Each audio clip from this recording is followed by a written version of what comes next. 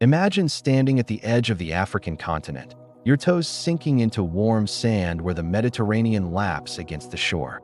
Behind you stretches the cradle of humanity, the birthplace of our species. Ahead lies the vast unknown world that would one day bear the footprints of billions. You are poised at humanity's most consequential threshold. This shoreline represents more than just a geographical boundary. It marks the starting line of the greatest migration story ever told. The journey that would eventually populate every continent on Earth except Antarctica. But here's the mystery that has puzzled scientists for decades. Why did it take so long for our ancestors to leave? The timeline doesn't make sense. Modern humans, people anatomically identical to you and me, evolved in Africa approximately 300,000 years ago. Yet the major exodus from the continent didn't occur until around 60,000 to 70,000 years ago. That's a 230,000-year waiting period. For perspective, that's longer than our entire existence outside Africa. It's as if humanity stood at the edge of a new frontier for nearly 250,000 years, watching, waiting, but not crossing over in significant numbers. What held them back? The world beyond Africa wasn't empty or uninhabitable. Earlier human species like Homo erectus had already ventured out of Africa nearly 2 million years earlier, spreading across Asia and Europe. Climate models show multiple periods when the deserts that border northeastern Africa turned green with vegetation, opening potential corridors for migration. The Mediterranean Sea occasionally receded and the Red Sea narrowed. Yet our species, Homo sapiens, with brains as advanced as our own, with the capacity for language, complex tool-making, and sophisticated social organization, remained primarily confined to one continent for hundreds of thousands of years. Tonight, we dive into the paradox of humanity's delayed departure, a mystery that forces us to reconsider our understanding of our ancestors, their capabilities, and the forces that shaped human destiny. The traditional narrative of human evolution and migration has portrayed our species as inherently pioneering, relentlessly curious, and unstoppably adventurous. But the archaeological record tells a more nuanced story. We've found evidence of early human presence in the Levant, the eastern Mediterranean region, including modern-day Israel and Jordan, dating back to around 180,000 years ago. A jawbone discovered in Israel's Mislia cave. Skull fragments in Greece's Epidama cave from 210,000 years ago. But these weren't the beginnings of a successful colonization. These were false starts, temporary extensions of humanity's range that retreated back to Africa, leaving the wider world unclaimed for thousands more years. It's as if something kept pulling our ancestors back, or pushing them away from what lay beyond. A force strong enough to counter humanity's defining characteristic, our adaptability. The question becomes even more perplexing when we consider that other human species with smaller brains and presumably less advanced cognitive abilities successfully spread throughout Europe and Asia long before us. What barriers, physical, psychological, cultural, or environmental, could have contained a species as resourceful as our own? What invisible boundary line existed at Africa's edges that took nearly 250,000 years to definitively cross? Tonight, we will explore the leading theories behind this puzzling delay in humanity's global journey. We'll examine the environmental challenges, population dynamics, competition with other human species, and the cultural and cognitive developments that may explain this paradox. We'll trace how Africa itself shaped our species, and how the continent may have offered environments so ideal that there was little evolutionary pressure to leave, until something changed dramatically. This isn't just academic curiosity. Understanding why our species remained in Africa for so long helps us understand fundamental aspects of human nature. It challenges our assumptions about progress, exploration, and what truly drives human movement. The answers may reshape how we see ourselves as a species, not as restless explorers by default, but as creatures whose migratory patterns have been shaped by specific circumstances and adaptations. As we drift through prehistory tonight, we'll piece together clues from climate records, archaeological sites, genetic studies, and anthropological insights to build a more complete picture of humanity's longest pause. The story that emerges may be more complicated than we've imagined, and more revealing about who we truly are as a species. Tonight, we solve the mystery of humanity's delayed exodus from its birthplace. Join me as we journey back to the time when our entire species called just one continent home, and explore the forces that kept us there for so long, and what finally changed to send us on our way to the wider world. Chapter 2. The Significance of the Delay. The question of why modern humans remained in Africa for so long isn't merely academic curiosity. It strikes at the heart of how we understand ourselves as a species and challenges fundamental narratives about human nature. Consider what we've been taught about human beings, that we are, by our very nature, explorers, that curiosity and wanderlust are written into our DNA, that our defining characteristic as a species is our drive to venture into the unknown. This self-perception shapes everything from our cultural mythologies to our scientific endeavors, from our economic systems to our plans for space exploration. We see ourselves as a species defined by our desire to go where no one has gone before. But what if that's not entirely accurate? What if the instinct to explore is not a universal human trait, but a specific adaptation that emerged under certain conditions? What if, for most of our existence, staying put was the more successful strategy? This is why the 230,000-year African sojourn matters. It suggests that for the majority of our species' existence, the advantages of remaining within familiar territories outweighed the potential benefits of exploration and expansion. If true, this reframes human migration not as an inevitable expression of innate curiosity, but as a response to specific environmental, demographic, or social pressures. It suggests that humans move when they must, not simply because they can. The stakes of this question extend into how we interpret more recent human history as well. The colonial expansion of European powers, for instance, has often been framed as a natural expression of human curiosity and ambition. But if the natural state of human populations is actually stability rather than expansion, we might need to look more closely at the unusual conditions that drove some societies to aggressively extend their reach while others remained content within their traditional territories.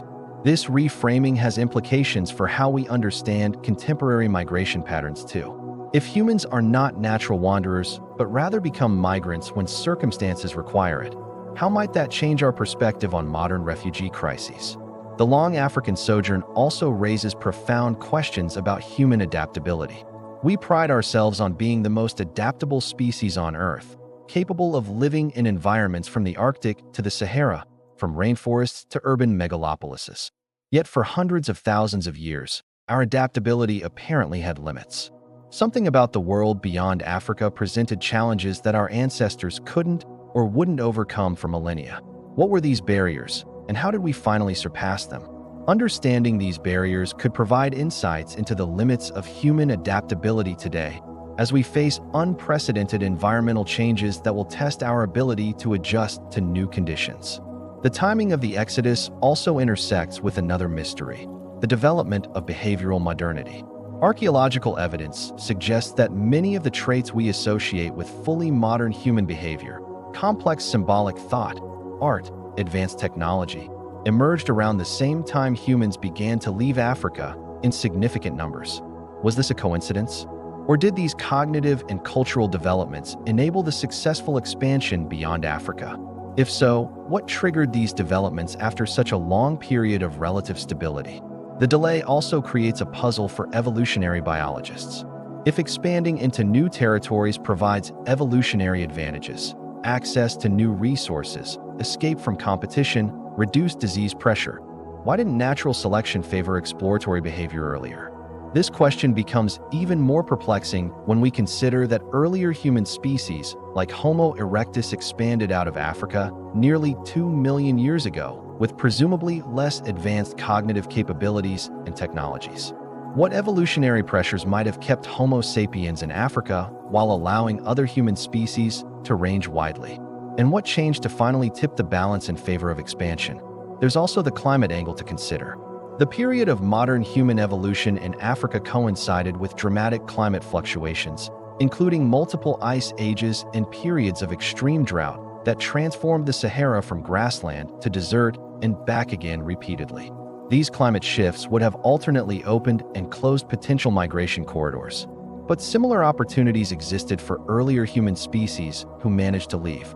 What was different about the challenges our species faced? The genetic evidence adds another dimension to this mystery. Genetic studies suggest that all non-African populations today descended from a relatively small group of migrants, perhaps as few as a couple of thousand individuals. This indicates that when the exodus finally did occur, it wasn't a mass migration, but rather the success of a small pioneering population. Why did this particular group succeed when previous ventures had failed? What had changed? Finally, there's the question of timing. The successful expansion beyond Africa around 60,000 to 70,000 years ago roughly coincides with the extinction of many large mammal species across Eurasia and, later, the Americas and Australia. Is this timing coincidental, or does human expansion correlate with ecological disruption? And if so, what does that tell us about our relationship with new environments throughout our evolutionary history? As we explore these questions, we're not just illuminating a forgotten chapter of prehistory. We're potentially rewriting our understanding of what it means to be human, challenging assumptions about human nature that have persisted for centuries. The answers may be humbling. They may suggest that the traits we've celebrated as uniquely human, our curiosity, our adaptability, our ingenuity, have more complex origins and expressions than we've acknowledged. They may also offer wisdom as we face modern challenges. If our species' greatest successes came not from restless expansion, but from sustainable adaptation to specific environments over long periods, what might that teach us about confronting contemporary environmental crises? Chapter 3: Africa, the Human Laboratory. To understand why humans remained in Africa for so long, we must first understand what Africa offered our evolving species. Far from being a homogeneous environment, the African continent represents one of the most diverse ecological landscapes on Earth. From the lush rainforests of the Congo Basin to the arid Sahara, from the savannas of East Africa to the temperate Mediterranean coast, Africa contains almost every type of environment except permanent ice sheets. This diversity created a natural laboratory for human adaptation. The timeline of human evolution in Africa spans millions of years. Our earliest ancestors emerged around 7 million years ago, with subsequent species developing increasingly complex traits. Larger brains, bipedal locomotion, tool use, these evolved gradually over eons. By about 2 million years ago, early humans of the Homo genus had become sophisticated enough that one species, Homo erectus, successfully expanded beyond Africa. Their fossil remains have been found throughout Asia and Europe. This early expansion proves something crucial. Leaving Africa was physically possible long before modern humans evolved. The geographical barriers, deserts, mountains, narrow sea crossings, while challenging, were not insurmountable to determined migrants. Modern humans, Homo sapiens, emerged in Africa approximately 300,000 years ago. The oldest known fossils of our species were discovered in Jebel Irhoud, Morocco, pushing back our origins earlier than previously thought. These early modern humans possessed brains as large as our own. They walked as we do, looked as we do, and likely thought in ways similar to how we think. The hardware for modern human cognition was already in place. Yet despite these advanced capabilities, they remained primarily within Africa for the next 230,000 years, a period longer than our entire existence outside the continent. This is where the mystery deepens. The Africa they inhabited was not static during this time. It pulsed with climatic changes that dramatically altered environments across the continent.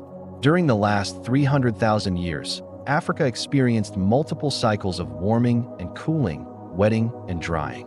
The Sahara, now the world's largest hot desert, periodically transformed into a verdant landscape of grasslands, lakes, and rivers. These green Sahara periods opened corridors north into the Mediterranean region and east toward the Levant and beyond. These climate oscillations should have provided multiple opportunities for northward expansion. Indeed, we find evidence of early Homo sapiens in the Levant during some of these favorable periods, such as at Kafsa and Skull Caves in Israel, dated to about 120,000 to 90,000 years ago. But these early excursions didn't lead to permanent settlement beyond Africa. When climate conditions deteriorated, these pioneer populations either died out or retreated back to Africa. The pull of the homeland remained stronger than the push toward new territories. What made Africa so favorable for early humans? For one, The continent's ecological diversity provided a buffer against climate change. When conditions worsened in one region, populations could migrate to more favorable areas within the continent. Africa's rich megafauna, elephants, giraffes, various antelope species, hippos, and other large mammals, provided reliable hunting opportunities for skilled human predators. These protein sources supported growing brain size and complex social structures. The continent also offered abundant plant foods, from fruits and nuts in forested regions to tubers and grains in savanna environments. This diversity of food sources meant that early humans could adapt their diets to seasonal and regional variations. Water sources, rivers, lakes, and springs dotted the landscape, ensuring that even during drier periods, humans could find oases of habitability. The Great Rift Valley, with its chain of lakes, provided particularly favorable environments for early human populations. These environmental advantages made Africa not just habitable, but optimal for early human development.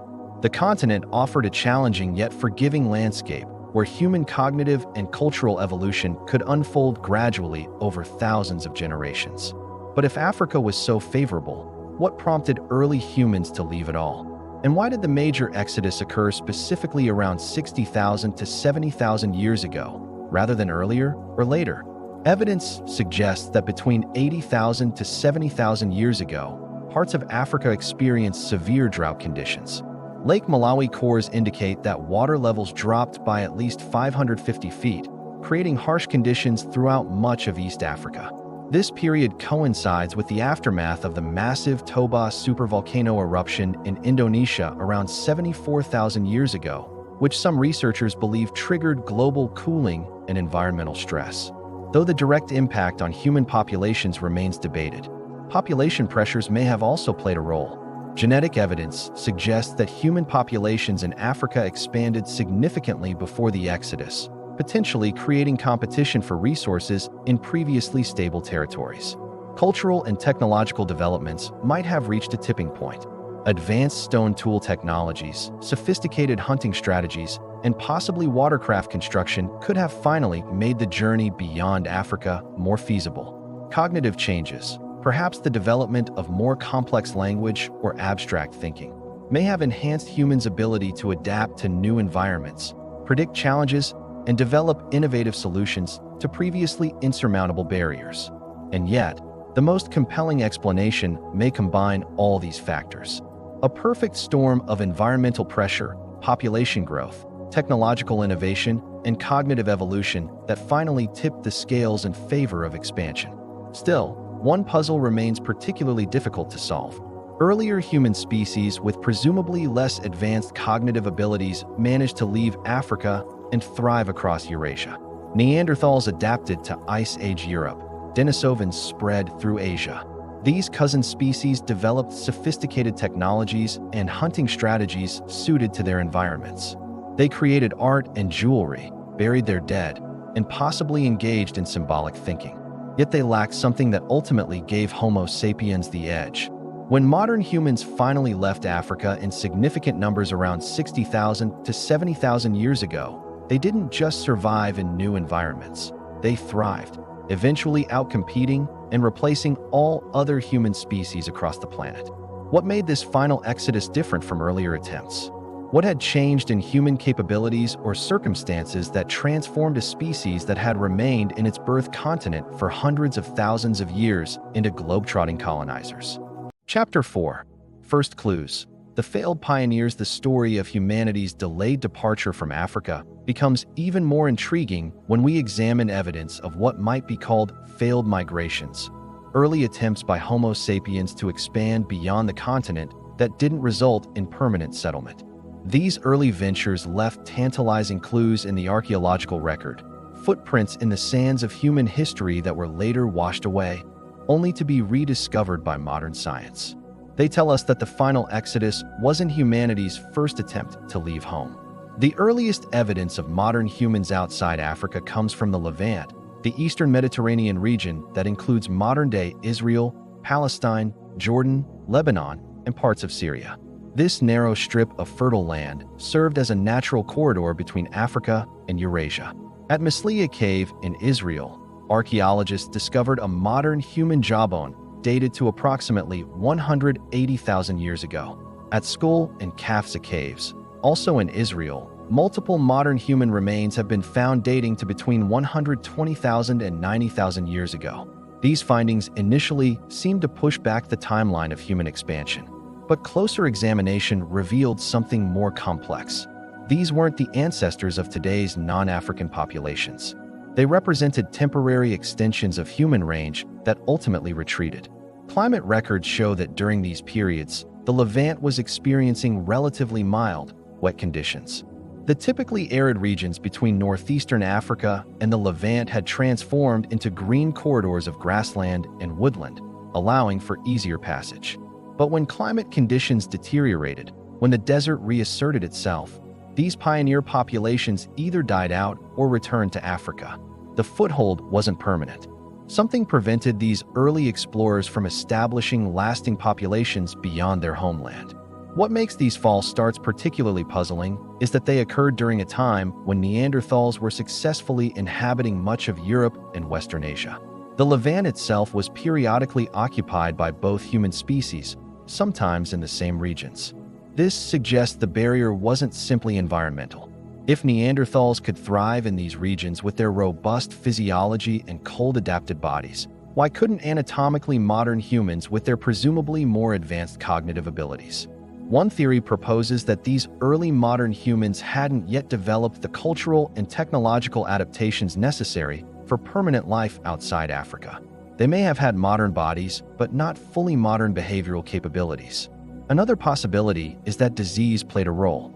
Moving into new territories would have exposed pioneering groups to novel pathogens against which they had no immunity. Without a large enough population to sustain losses, these groups may have succumbed to unfamiliar diseases. Competition with established Neanderthal populations could have been another factor.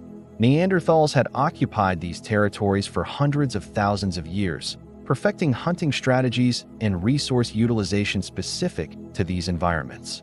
The archaeological record hints at other early excursions as well.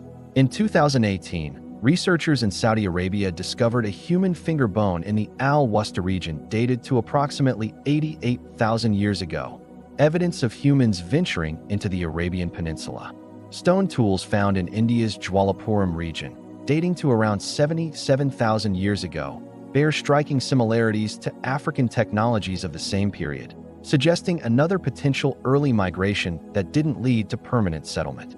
In China, controversial findings at the Fuyan Cave in Daoxian claim to identify modern human teeth dating to between 120,000 and 80,000 years ago, though these dates remain disputed by some researchers who question whether modern humans could have reached East Asia so early. These scattered pieces of evidence paint a picture of multiple pulses of expansion, like waves lapping at a shore, extending outward only to retreat again.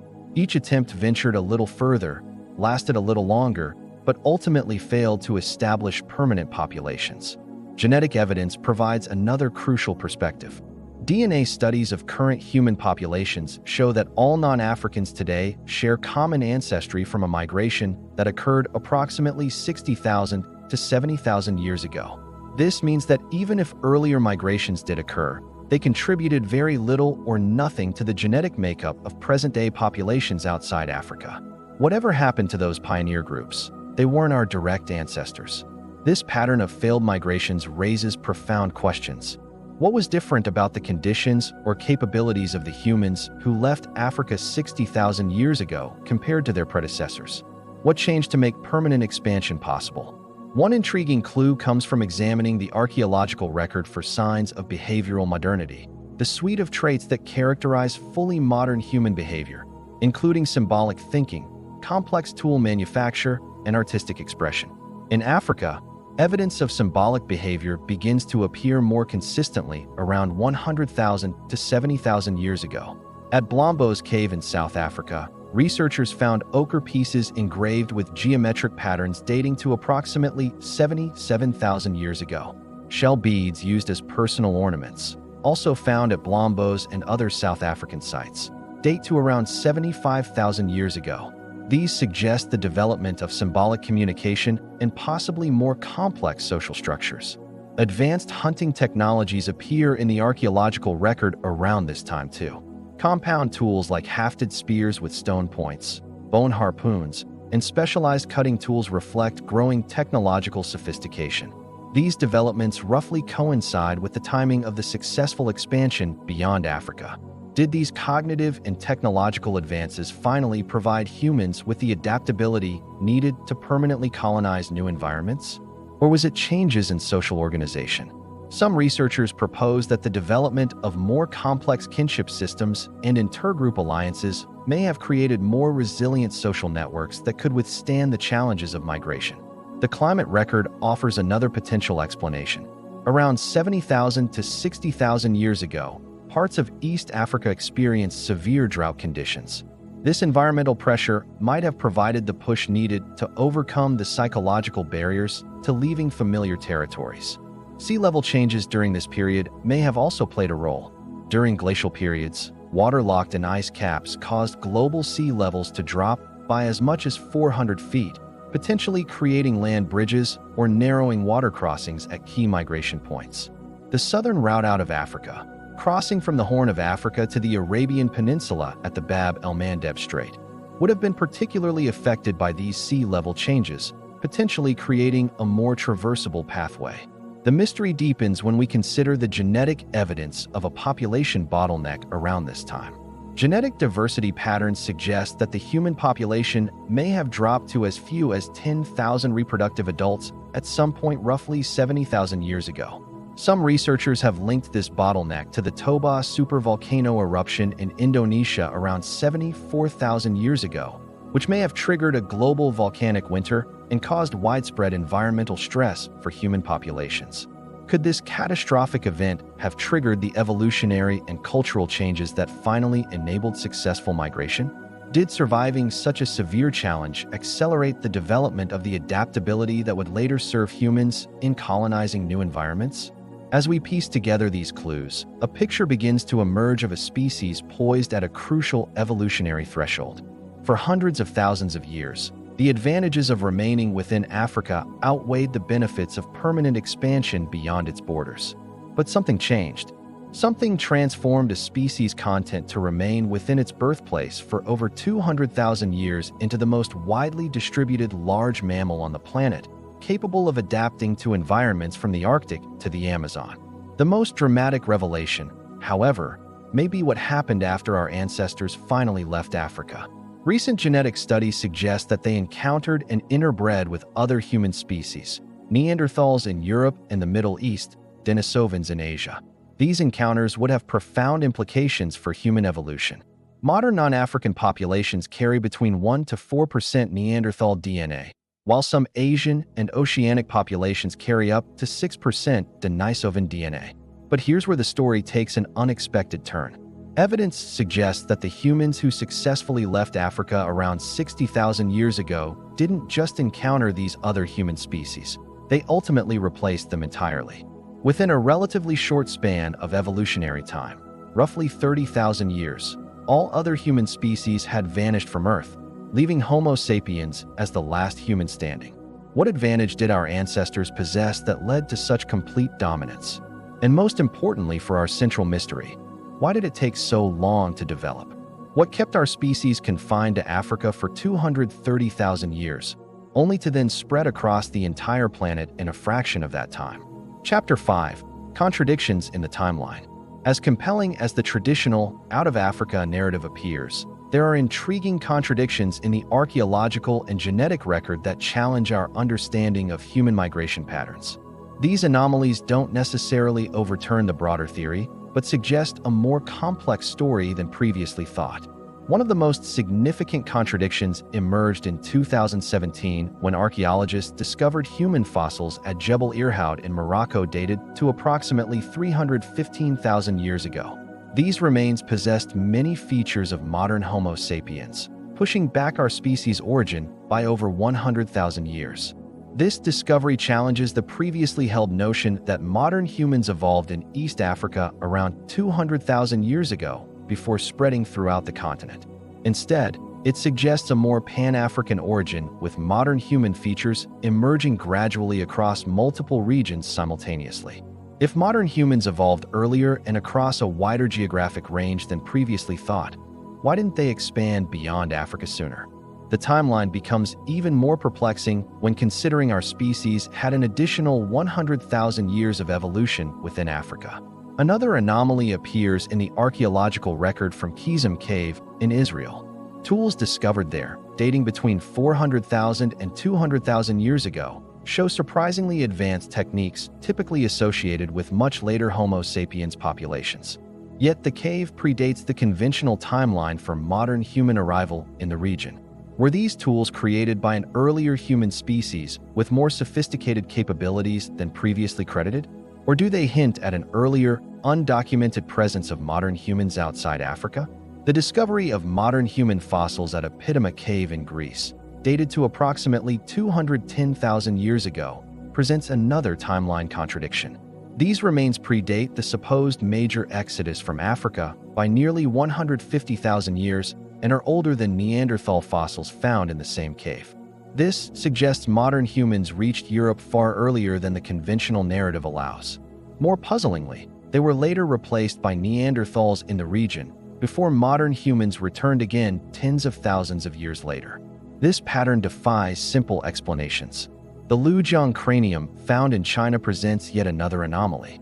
Some dating methods suggest it could be as old as 153,000 years, though this remains controversial. If accurate, it would indicate modern humans reached East Asia significantly earlier than the proposed 60,000-year timeline. Similarly, the Majbeeb rock shelter in Australia has yielded artifacts suggesting human presence as early as 65,000 years ago, significantly earlier than expected based on the timing of the supposed major exodus from Africa around 60,000 years ago. How could humans have reached Australia before they supposedly left Africa in significant numbers? The journey to Australia required sea-crossing capabilities and would have taken generations of migration across Asia. The timeline simply doesn't add up. These chronological contradictions hint at a more complex migration pattern, possibly multiple significant waves of migration rather than a single defining exodus. But this raises more questions than it answers about what held back permanent, widespread colonization. The genetic evidence presents its own puzzles. While DNA studies clearly show that all non-Africans share ancestry from a migration around 60,000 to 70,000 years ago, there are unexplained genetic signatures that don't fit neatly into this narrative.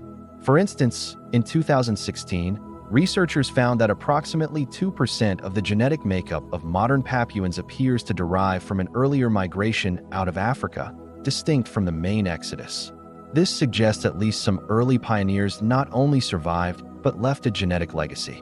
If some earlier migrants successfully established populations outside Africa that persisted until the arrival of the later wave, what made these particular pioneers successful when others failed? What barriers did they overcome that previous groups could not? The persistence of other human species outside Africa, while modern humans remained largely within the continent, presents another contradiction. Neanderthals thrived in Ice Age Europe. Denisovans adapted to diverse Asian environments. Homo floresiensis survived on isolated Indonesian islands. These cousin species, with their presumably less advanced cognitive capabilities, successfully occupied territories that modern humans, with their larger brains and capacity for complex culture, didn't permanently settle until much later. This inverts our expectations about adaptive advantage. The contradiction becomes more acute when we consider that these other human species left Africa much earlier. Homo erectus nearly 2 million years ago, the ancestors of Neanderthals at least 500,000 years ago. What ecological or biological factors allowed them to expand when we could not? Environmental data adds another layer of contradiction. Climate records show multiple periods when the Sahara transformed into green corridors of lakes and grasslands, opening potential migration routes. These green Sahara periods occurred repeatedly during modern humans' existence in Africa. Why didn't our ancestors take advantage of these opportunities for expansion? If geographical barriers were the primary limitation, these periods should have seen successful migrations. The absence of major expansions during these favorable climatic windows challenges simple environmental explanations. The speed of later colonization once humans did leave Africa also contradicts the lengthy earlier containment. After remaining in Africa for over 200,000 years, modern humans spread to virtually every habitable environment on Earth within approximately 50,000 years, a remarkably rapid dispersal. This accelerating pace of expansion suggests that the limitations weren't purely environmental or biological.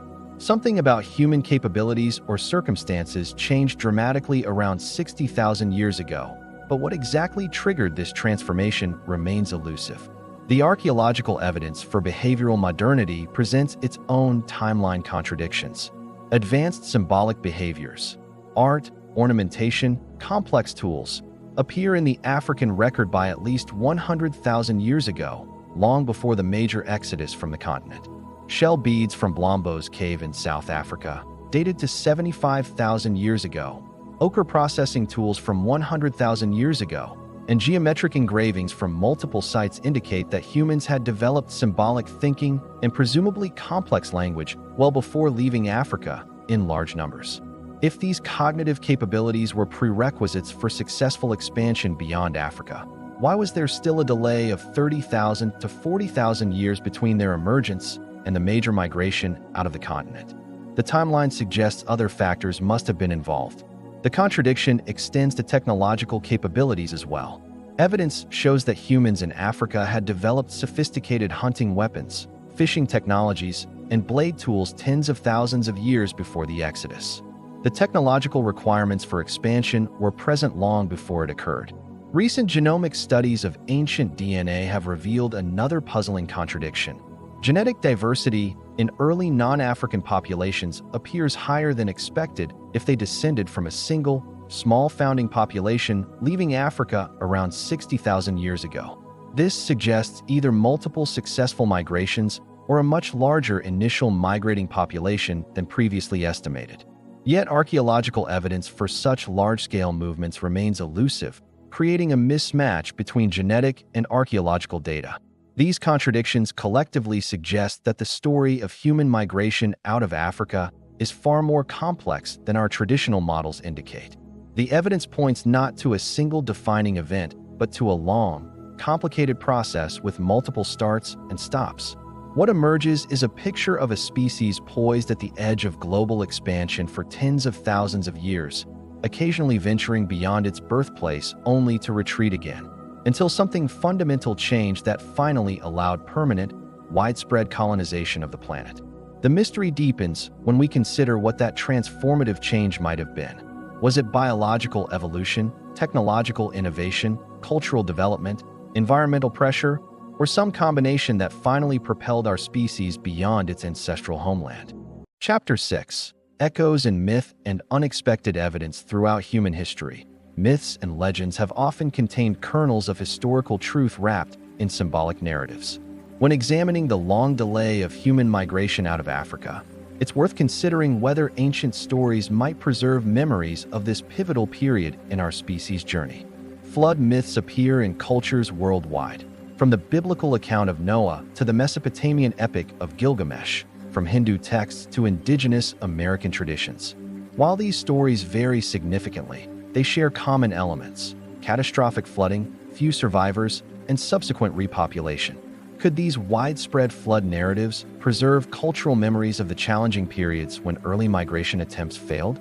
Times when small groups ventured beyond familiar territories only to face environmental catastrophes that decimated their numbers? Some myths specifically describe a time when humans spoke a single language before being scattered across the earth.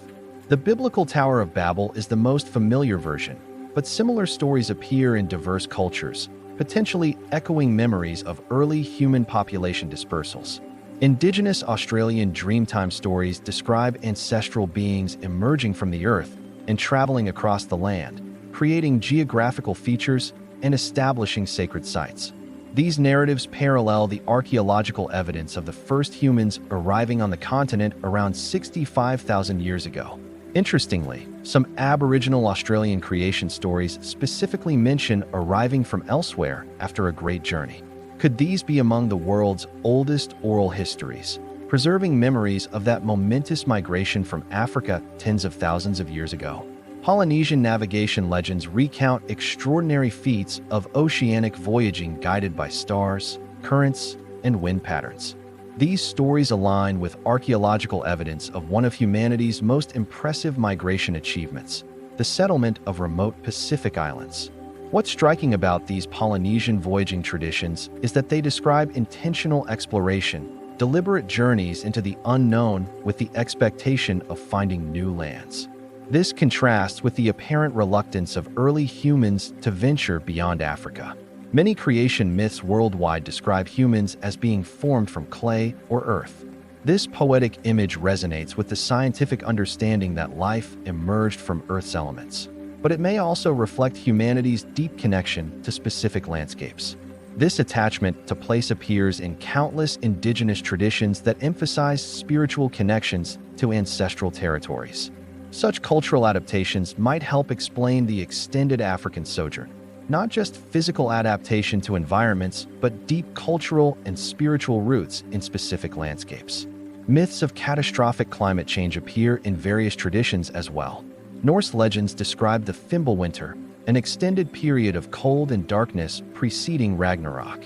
Hopi traditions speak of previous worlds destroyed by fire, ice, and flood.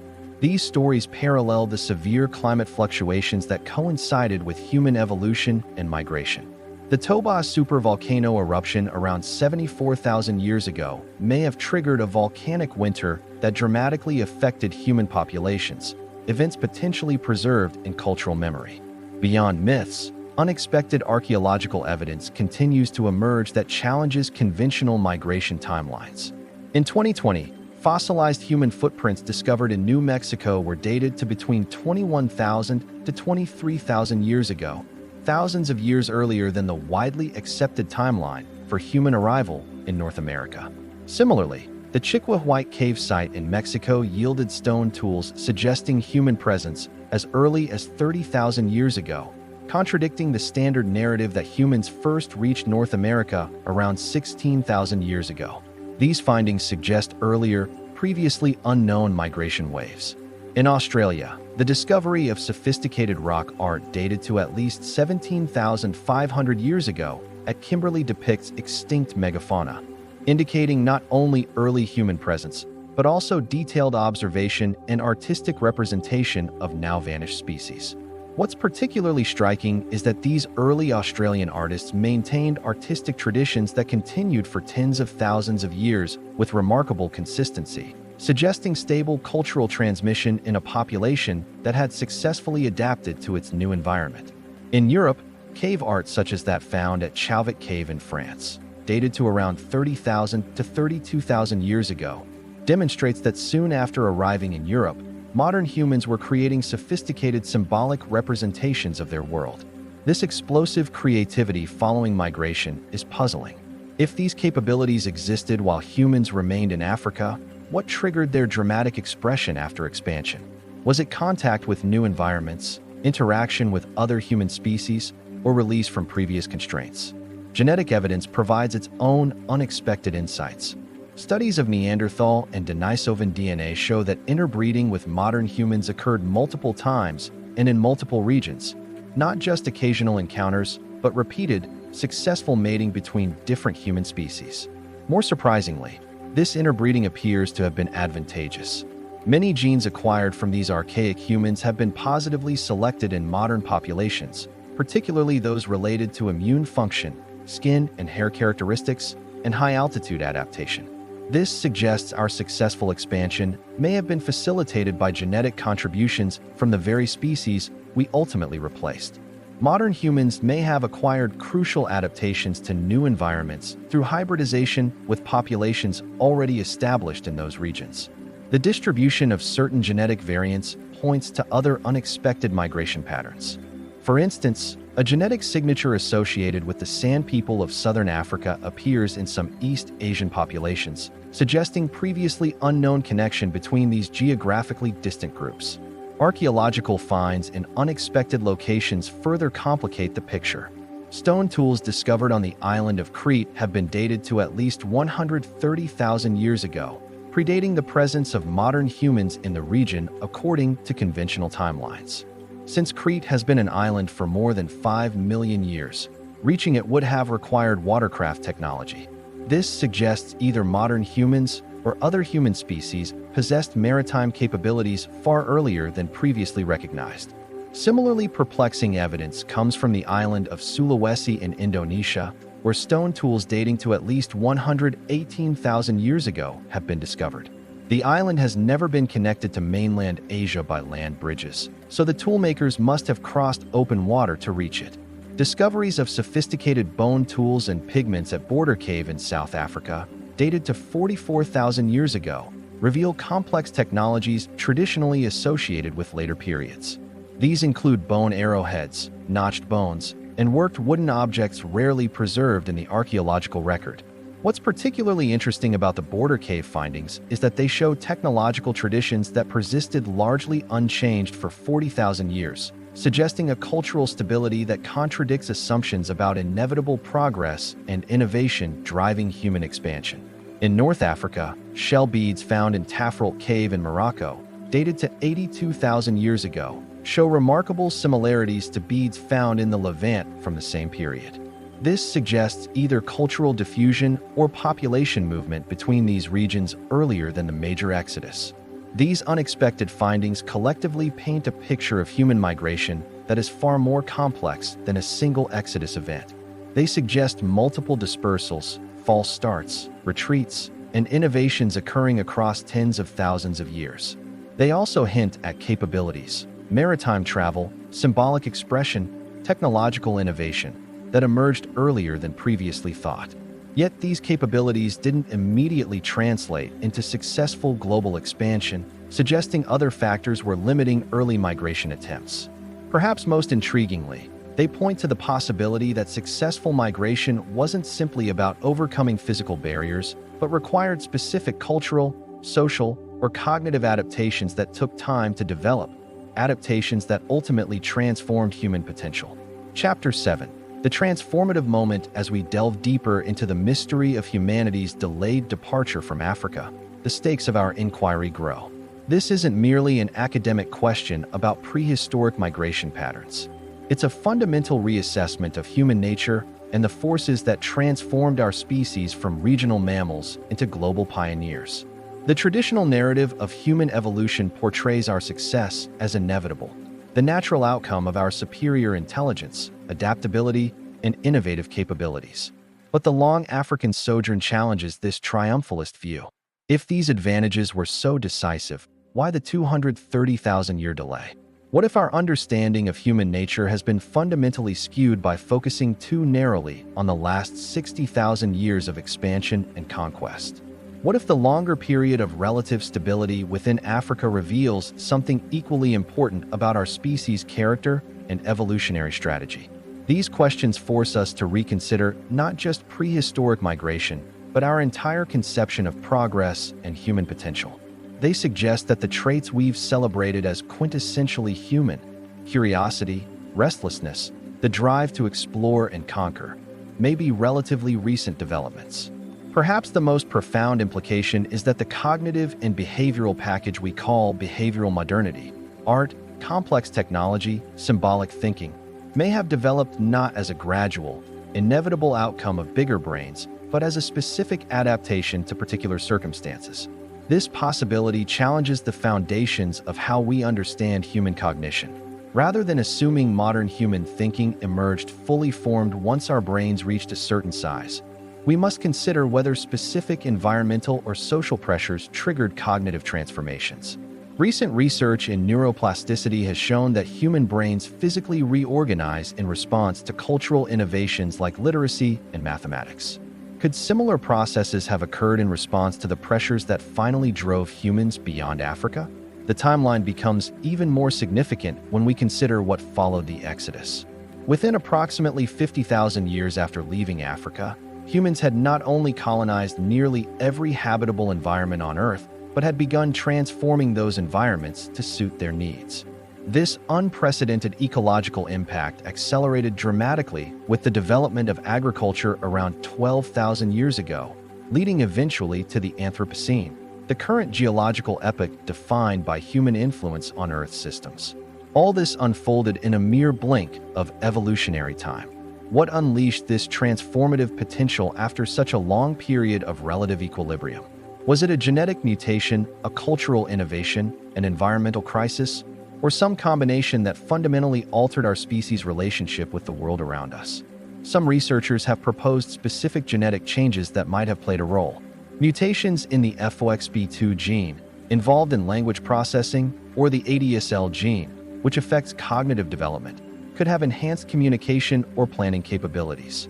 Others point to cultural innovations that may have crossed critical thresholds, more efficient knowledge transmission between generations, improved symbolic communication systems, or new social structures that enhanced collective problem-solving capabilities. Environmental pressures certainly played a role. Growing evidence suggests that around 70,000 to 60,000 years ago, parts of Africa experienced severe drought conditions that may have reduced human populations and created strong selection pressures for enhanced adaptability. The genetic evidence for a population bottleneck during this period supports this scenario. Studies suggest the human breeding population may have dropped to as few as 10,000 individuals, a crisis that could have driven rapid selection for traits that enhance survival in challenging conditions. This combination, genetic change under environmental pressure, cultural innovation in response to crisis, and the selective advantage of enhanced cognitive flexibility, may have created a fundamentally new type of human mind, one capable of unprecedented adaptability. The stakes of this transformation extend beyond understanding our past. If human cognitive modernity emerged as a specific adaptation to crisis rather than as an inevitable outcome of brain size, it suggests our vaunted human intelligence has a more contingent history than we've assumed. This contingency matters because it challenges technological determinism, the view that human progress follows an inevitable trajectory. If our cognitive capabilities themselves emerged from specific historical circumstances, the future development of those capabilities is equally contingent. As we face contemporary global challenges, climate change, resource depletion, biodiversity loss, understanding the true nature of human adaptability becomes crucial. Are we inherently adaptive enough to overcome these challenges, or do we need specific cultural and cognitive innovations? The long African sojourn suggests that adaptability isn't simply built into human nature, but emerges from the interaction between biological capabilities, environmental pressures, and cultural innovations. Recognizing this complexity is essential for addressing current existential threats. Moreover, if the cognitive transformation that finally enabled global expansion was triggered by environmental crisis, it offers both hope and warning for our current situation. Crisis can drive innovation, but only under specific conditions and often at tremendous cost. The archaeological record provides some clues to what those conditions might be. The successful exodus from Africa coincides with evidence of increased social complexity, more extensive trade networks, and more sophisticated symbolic communication systems. These developments suggest that effective responses to crisis require not just individual intelligence, but enhanced collective intelligence, the ability to share information, coordinate actions, and preserve and transmit knowledge across generations and between groups. The genetic legacy of interaction with other human species adds another dimension to this story. By interbreeding with Neanderthals and Denisovans, modern humans acquired genetic adaptations to environments beyond Africa, adaptations that had taken these other species hundreds of thousands of years to develop. This genetic acquisition represents a distinctly human approach to adaptation, not just adapting ourselves to environments, but integrating the adaptations of others, combining biological and cultural inheritance in ways that accelerate our capacity to thrive in new conditions. If genetic exchange with other human species played a crucial role in our successful expansion, it suggests that biological diversity within the human lineage was an important resource, one that has been lost with the extinction of these other species. We are now the only humans on Earth. This sobering realization raises the stakes of our inquiry. Understanding why we succeeded where other human species ultimately failed may help us avoid a similar fate. What aspects of our adaptability enabled our survival when other intelligent, tool-using humans disappeared? Recent research offers intriguing hints. Compared to Neanderthals, modern humans appear to have maintained larger social networks, engaged in more extensive trade of materials and presumably ideas, and developed more specialized roles within their societies. These social and cultural adaptations may have proven more decisive than any biological advantages. If so, our continued survival may depend more on maintaining and enhancing these systems of collective intelligence than on individual cognitive capabilities. The very length of time humans spent in Africa becomes meaningful in this context.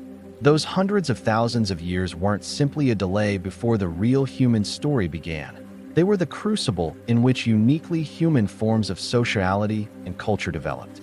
Africa's diverse environments, from rainforests to savannas to deserts, required diverse adaptive strategies. This environmental variety may have selected for the flexibility and social learning capabilities that would later enable global expansion. When humans finally left Africa in significant numbers, they carried with them not just genes, but accumulated cultural knowledge, social structures, and cognitive tools developed over hundreds of thousands of years in the continent's challenging and diverse landscapes. This cultural inheritance may have been as important as our genetic inheritance in enabling successful expansion. The long African sojourn wasn't wasted time, but essential preparation, the development of the cultural and cognitive toolkit that would ultimately transform the planet. But this raises a final, crucial question that brings us to the heart of the mystery.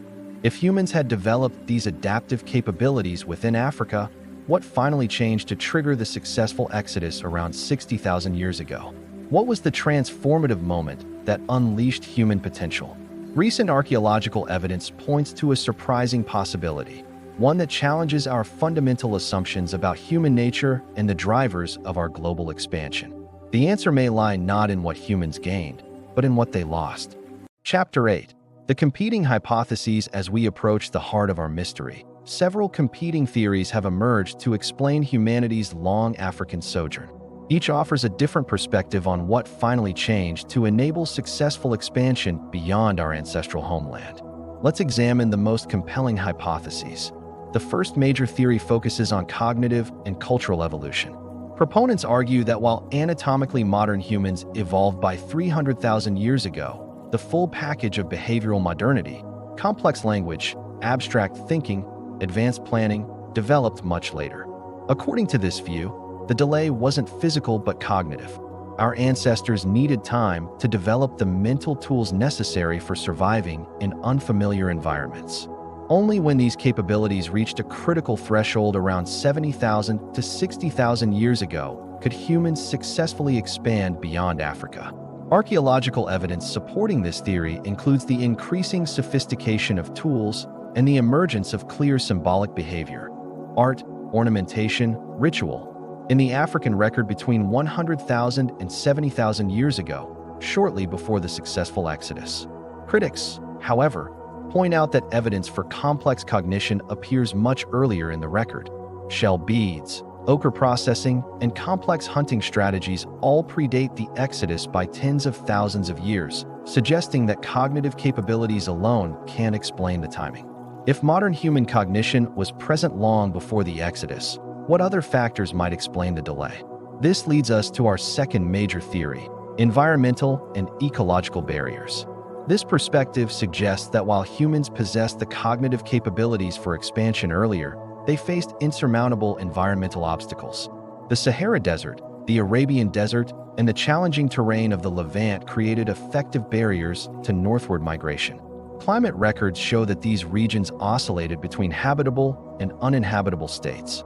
According to this theory, the successful exodus coincided with a particularly favorable climate window around 70,000 to 60,000 years ago that finally made migration viable. Supporting this view is evidence that during this period, parts of the Sahara and Arabian Peninsula experienced increased rainfall, creating green corridors with lakes, rivers, and grasslands that would have facilitated human movement out of Africa.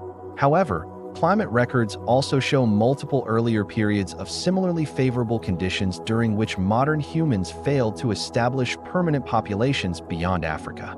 This suggests that environmental factors alone cannot fully explain the timing of the successful exodus.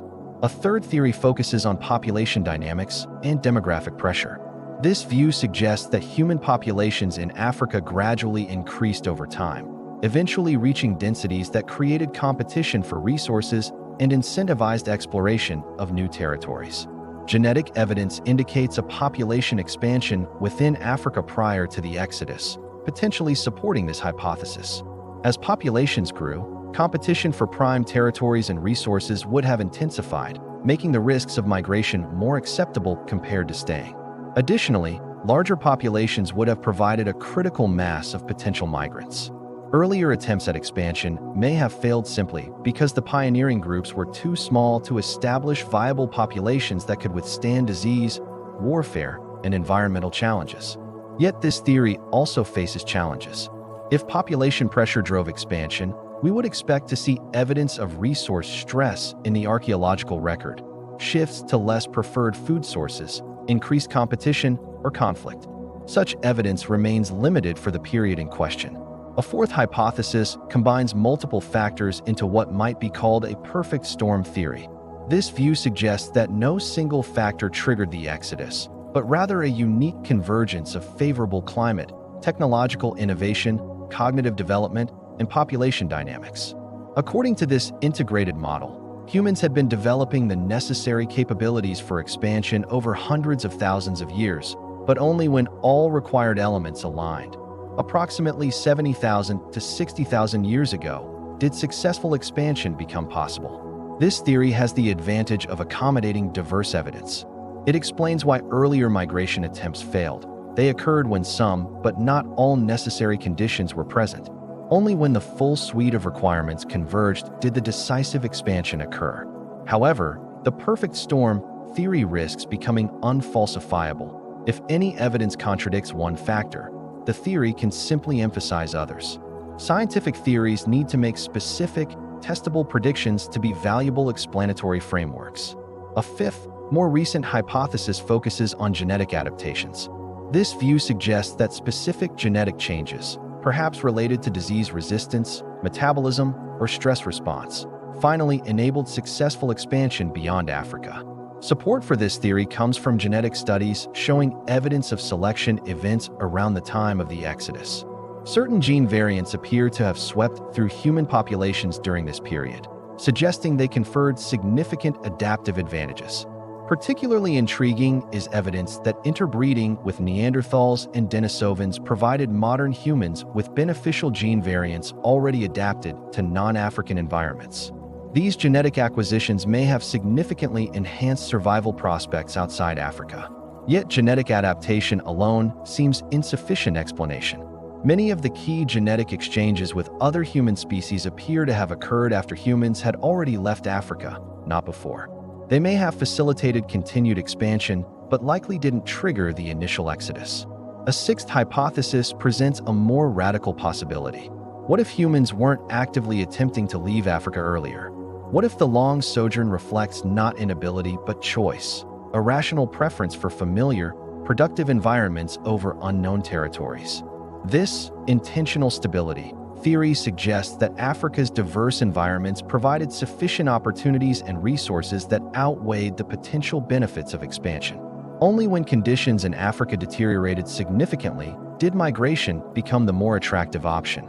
Support for this view comes from evidence of sophisticated adaptation to African environments, specialized hunting techniques, knowledge of plant resources, and social structures optimized for specific ecological niches. These investments in local adaptation would have increased the costs of leaving. This perspective challenges our assumptions about human nature as inherently exploratory. It suggests that stability and deep adaptation to specific environments might be equally fundamental human traits that have been undervalued in our narrative of restless exploration. Each of these theories offers valuable insights, but none fully resolves our central mystery. The timing remains puzzling. Why specifically 60,000 to 70,000 years ago, not earlier or later? And why did this particular exodus succeed when previous attempts had failed? The answer may lie in what we've overlooked, factors so fundamental to human existence that they've remained invisible in our analysis. hidden assumptions that have shaped our understanding of human nature and evolution without being explicitly examined. Chapter 9: New Perspectives and Unexpected Paradoxes. Recent scientific advances are transforming our understanding of human origins and migration. New archaeological discoveries, improved dating methods, ancient DNA analysis, and innovative approaches to studying past climates have revealed surprising patterns that challenge conventional narratives. One of the most significant recent developments comes from paleoclimatology, the study of ancient climates. Advanced modeling techniques now allow scientists to reconstruct climate conditions with unprecedented temporal and spatial resolution, revealing complex patterns of environmental change during human evolution. These climate reconstructions show that around 70,000 to 60,000 years ago, Earth experienced not just warming in northeastern Africa, but a specific pattern of climate variability. The region saw rapid oscillations between wet and dry conditions on decade and century timescales. This climate instability differs from earlier periods when conditions were either consistently favorable or unfavorable for migration. The unique pattern of rapid environmental change may have selected for enhanced adaptive flexibility, the ability to respond quickly to changing conditions. Research in evolutionary psychology suggests that environmental unpredictability specifically favors cognitive traits like innovation, future planning, and social learning, precisely the capabilities that would facilitate successful expansion into unfamiliar territories.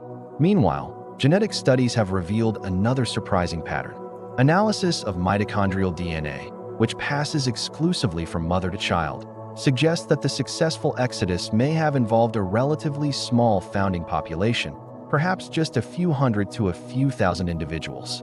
This creates a paradox. If earlier migration attempts failed because pioneering groups were too small to establish viable populations, why did this particular small group succeed? What made them different from previous migrants? The answer may lie in their social structure rather than their numbers. Ethnographic studies of modern hunter-gatherer groups reveal sophisticated systems for maintaining connections between distantly related bands through rituals, trade, and marriage alliances. Archaeological evidence from just before the Exodus shows increasing standardization in tool production and symbolic items across wide geographic areas in Africa. This suggests the development of more extensive social networks that could have facilitated information sharing and risk management.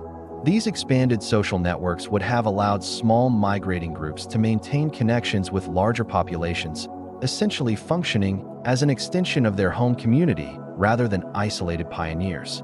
This social scaffolding may have been the critical innovation that enabled successful expansion. Recent archaeological discoveries have added another layer of complexity to our understanding. Sites in South Africa's Pinnacle Point reveal that humans were exploiting coastal resources, shellfish, marine mammals, and fish as early as 160,000 years ago. This maritime adaptation suggests that humans had developed the capabilities for coastal migration much earlier than previously thought. Following coastlines would have provided reliable food sources and eliminated the need to cross harsh desert environments that bordered northeastern Africa. Indeed, genetic evidence increasingly supports a southern route hypothesis that the successful exodus may have occurred not through the Levant, but along the southern coast of Arabia, with humans crossing the narrow strait at the southern end of the Red Sea. This coastal migration model resolves several paradoxes in the traditional narrative. It explains how humans could have bypassed environmental barriers like the Arabian Desert, how small groups could have sustained themselves during migration, and why they left few archaeological traces in the interior. But it creates a new paradox. If coastal migration was viable much earlier, why didn't it happen? What prevented humans from successfully expanding along coastlines prior to 60,000 to 70,000 years ago? New research on human psychology may offer a surprising answer.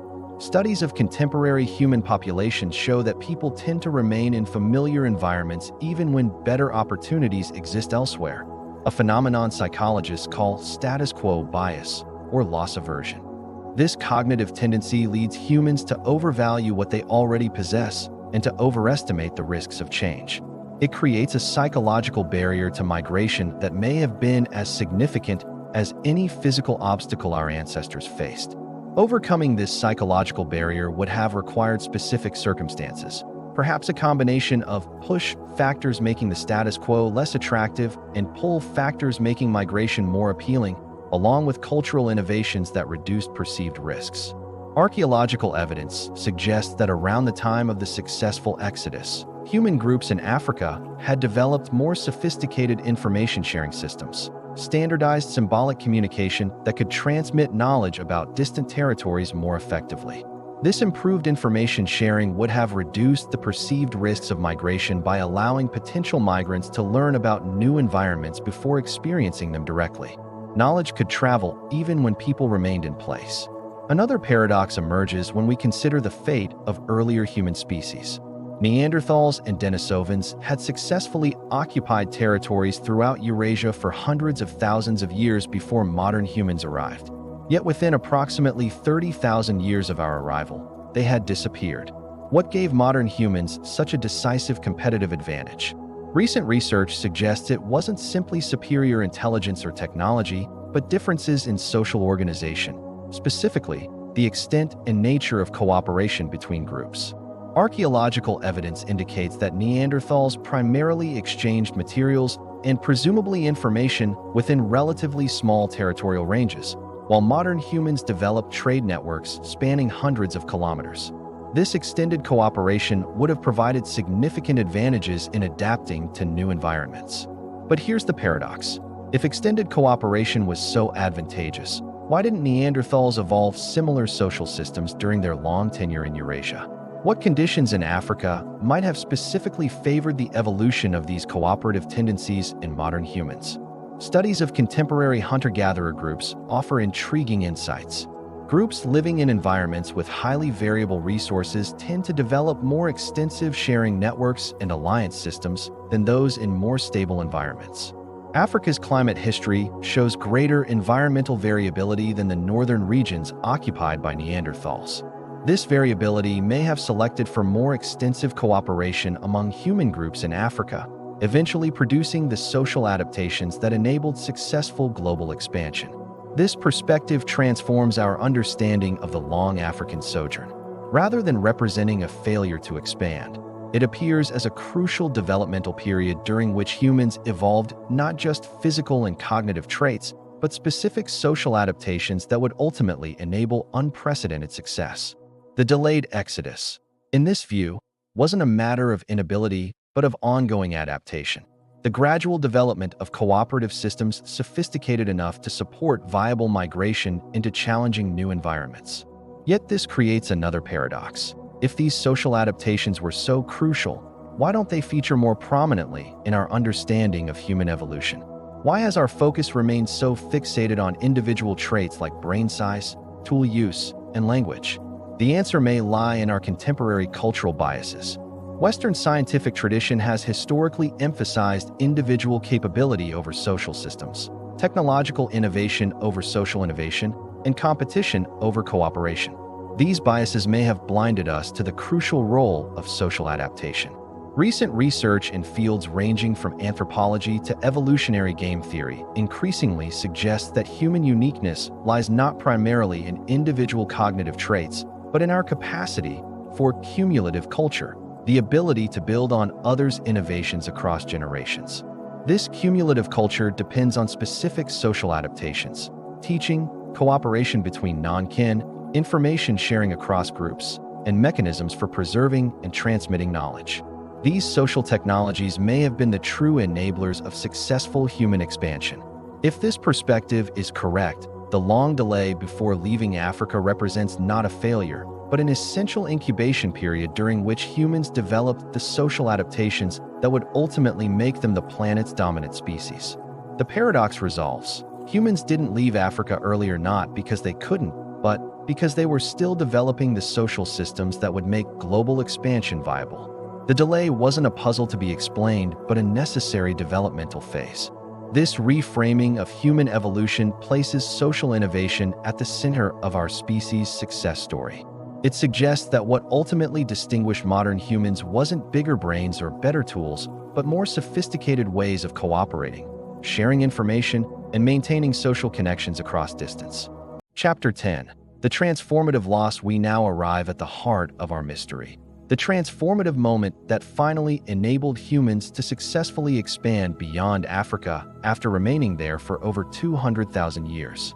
The answer, surprisingly, may lie not in what humans gained, but in what they lost. Recent climate research has revealed that Africa experienced a series of severe, prolonged droughts between 80,000 to 60,000 years ago. Lake Malawi sediment cores show water levels dropped by more than 550 feet, creating harsh conditions throughout much of East Africa. These droughts coincided with the aftermath of the Toba supervolcano eruption in Indonesia around 74,000 years ago, which may have triggered global cooling. Combined, these events created what some researchers call a perfect storm of environmental stress. Genetic evidence supports this scenario. DNA studies suggest human populations experienced a significant bottleneck around this time, with the effective breeding population possibly dropping to just a few thousand individuals, a crisis that threatened the very survival of our species. What's particularly significant about this population crash is that it occurred primarily within Africa, in humanity's homeland. The very environment that had sustained human evolution for millions of years suddenly became inhospitable to many existing adaptations. This environmental crisis would have dramatically altered the risk calculations for migration. When familiar environments become unreliable, the relative risks of exploring unknown territories decrease. Suddenly, staying put becomes more dangerous than leaving. But the population crash likely did more than just push humans out of Africa. It fundamentally transformed them. When populations drop to very small numbers, rapid genetic and cultural changes can occur through mechanisms different from those operating in larger populations. In small populations, genetic drift, random changes in gene frequency, becomes more powerful than natural selection. Traits that might be neutral or even slightly disadvantageous can spread rapidly simply by chance. This can accelerate evolutionary change in unexpected directions. Similarly, cultural innovation can spread more quickly through small, stressed populations. Ideas that might be resisted in stable conditions can be adopted when traditional approaches fail. Crisis creates openness to change that might not exist during periods of success. The evidence suggests that the humans who emerged from this population bottleneck were fundamentally changed, not just physically or cognitively, but in their relationship to the environments they inhabited. What they may have lost in this crucible of crisis was their deep, specific adaptation to particular African environments. Adaptations accumulated over hundreds of thousands of years of evolution in specific landscapes with particular resources, challenges, and rhythms. This loss of specialized adaptation may seem like a disadvantage, but paradoxically, it became humanity's greatest strength. Instead of being adapted to any specific environment, humans emerging from the population bottleneck became adapted to adaptation itself. Freed from the constraints of specialized adaptation to particular African environments, these crisis survivors developed unprecedented adaptability, the ability to observe, learn, innovate, and adjust to new conditions with remarkable speed and flexibility. This transformative loss explains both the long delay and the subsequent rapid expansion. For over 200,000 years, humans had been becoming increasingly well-adapted to specific African environments, a process that created little pressure for migration. When severe environmental crisis disrupted these specialized adaptations, it created both the necessity and the opportunity for a fundamental shift in human ecological strategy, from specialized adaptation to generalized adaptability. The archaeological record supports this hypothesis.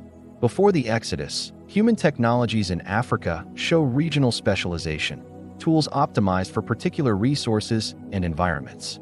After the population bottleneck, we see more standardized, flexible technologies that could be adapted to various conditions. Similarly, evidence of symbolic behavior, art, ornamentation, ritual, increases dramatically after the population bottleneck. These symbolic systems would have facilitated information sharing and social coordination, crucial capabilities for groups adapting to unfamiliar environments. The timing aligns precisely with genetic evidence for the successful exodus. The humans who emerged from the population bottleneck, perhaps just a few thousand individuals, became the ancestors of all non-African populations alive today. This perspective resolves the paradox of the delayed exodus. Humans didn't leave Africa earlier not because they couldn't, but because they were too well adapted to leave. Their success within Africa created little pressure to venture beyond familiar territories. Only when environmental catastrophe disrupted these specialized adaptations did humans develop the generalized adaptability that would ultimately enable them to colonize virtually every environment on Earth, from Arctic tundra to Amazonian rainforest, from Himalayan peaks to Pacific islands. This transformative loss, the shift from specialized adaptation to generalized adaptability, represents a fundamental transition in human ecological strategy, perhaps the most significant in our evolutionary history. It explains not just the timing of the exodus, but also its consequences, the unprecedented speed with which humans subsequently colonized the planet, the extinction of other human species they encountered, and ultimately the development of agriculture and civilization. Modern humans' unique capacity for cultural adaptation, our ability to change our behavior without changing our biology, emerged from this crucible of crisis. It's not that humans before the bottleneck lacked intelligence or creativity. They simply hadn't needed these particular adaptive strategies. The evidence suggests that our vaunted human adaptability isn't an inevitable outcome of big brains or even an inherent characteristic of our species. It's a specific adaptation that evolved under particular circumstances, a response to catastrophic disruption of previously stable ecological relationships. This insight transforms our understanding of human nature. We aren't inherently restless explorers, as the long African sojourn demonstrates, nor are we naturally tied to specific territories, as our subsequent global expansion shows. We are crisis-adapted survivors whose defining trait emerged from catastrophe. Our most celebrated capability, our unique adaptability, was born not from triumph, but from disaster. The very trait that enabled humans to colonize the planet emerged from an evolutionary moment when our species faced possible extinction. This humbling origin story carries profound implications for our present and future. The adaptability that has made humans the planet's dominant species didn't evolve for stable conditions, but for crisis and change, precisely the conditions we face in our current era of climate instability. Perhaps most significantly, this perspective reveals that what we call human nature isn't fixed or inevitable, but contingent, shaped by specific historical circumstances that might have unfolded differently. Our defining traits emerged not from destiny, but from disaster.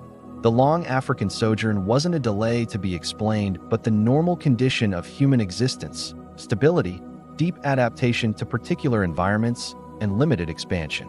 What requires explanation is the aberration, the crisis-induced transformation that launched our global expansion. This inverts our traditional narrative. Rather than seeing human history as a story of inevitable progress driven by our inherent curiosity and intelligence, we might understand it as a response to disruption, adaptations necessitated by the loss of earlier, more stable ecological relationships. And this brings us to the final revelation, the very trait that has made humans so successful in colonizing the planet. Our unprecedented adaptability originated in environmental crisis not unlike the one we currently face through climate change. Our greatest hope may lie in recognizing that human adaptability itself evolved as a response to environmental catastrophe. We are, in a very real sense, crisis-adapted. Our most remarkable capabilities emerged not during periods of stability, but in response to devastating change. As our journey through human prehistory concludes, we return to the shores of Africa, where we began, that threshold between the cradle of humanity and the wider world that our ancestors crossed so recently in evolutionary time. The mystery of why humans remained in Africa for so long reveals something profound about our species. We are not simply creatures of curiosity and conquest, perpetually seeking new horizons. For most of our existence, we were deeply adapted to specific environments, rooted in particular places. Our global expansion, the trait we've celebrated as quintessentially human, emerged not from our inherent nature, but from catastrophic disruption. The adaptability we now consider fundamental to humanity developed as a response to crisis, when earlier adaptations failed. This pattern continues to shape human history. Agriculture developed after climate stabilization made earlier hunting and gathering adaptations less reliable in some regions. Cities emerged when agricultural populations faced new social and ecological challenges, each transformation building on the last. Perhaps we're witnessing another such transformation today. As climate change and ecological disruption challenge existing adaptations, humans are developing new technologies, social structures, and ways of thinking that may fundamentally change what it means to be human. The long view of human prehistory offers both caution and hope. Caution, because it reveals the contingency of human success. Our flourishing has depended on specific conditions that we are now rapidly altering. Hope, because it reminds us that crisis has previously sparked transformative adaptation. Our future, like our past, will be shaped by how we respond to environmental change. The question isn't whether humans can adapt. Our history proves we can, but whether we can direct that adaptation consciously rather than through the brutal mechanisms of crisis and selection. If you've journeyed with us tonight through humanity's longest pause and most dramatic transformation, consider joining us for future explorations of the hidden patterns in human history. Subscribe to continue unraveling the mysteries that shaped us, and perhaps to glimpse the mysteries that lie ahead.